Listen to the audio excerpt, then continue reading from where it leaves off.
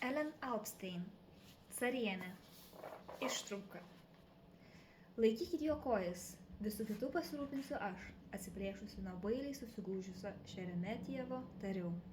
Nejaučiu jokios baimės, mat tą akimirką metras buvo ne mano tėvynę nusiaubęs ir gyvenimą sugriovęs caras. Priešais mane gulėjo kenčiantis, bejėgis žmogus. Nors Grigorijui ir neįstengiau padėti, Petrui galėjau. Petras rangėsi prie mano kojų, apsiseilėjęs ir apsiputojęs, vartydamas išsprogusias akis. Šeremetjevas griebė jį už batų, mėgindamas prispausti prie žemės, tačiau caras pakilęs smogė gerokai už jį mažesniam generolui taip, jog šis net sudėjavo, nors valdovo nepaleido.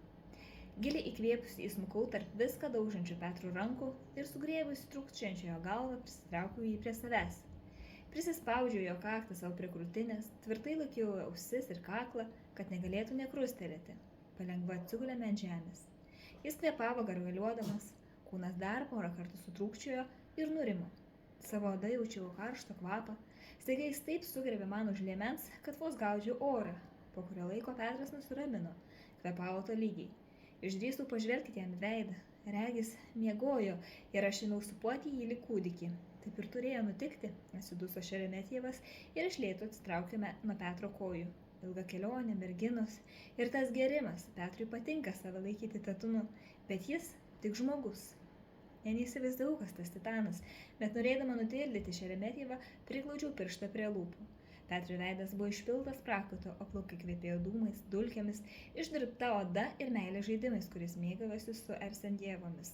Jo garbanos buvo prilipusios prie svilkinių, švelniai paglosčiau jam galvą ir papačiau į veidą. Jis atsiduso ir dar giliau įbruko savo nosį ir mano tarpkrūtį. Sunkiai kvėpuodamas, vėl tvirtai mane apsikabino. Nesiliovė jo gloščiusi ir tikriausiai nei negalvodama pabačiau į kaktą.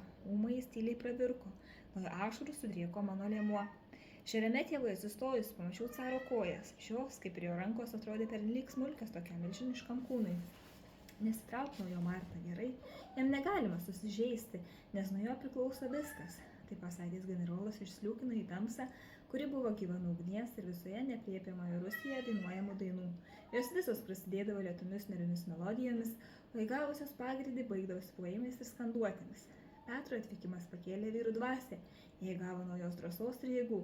Girdėjus, kaip kažkas Borisui Petrovičiui uždavė kelis klausimus, tačiau netrukus stojo tyla.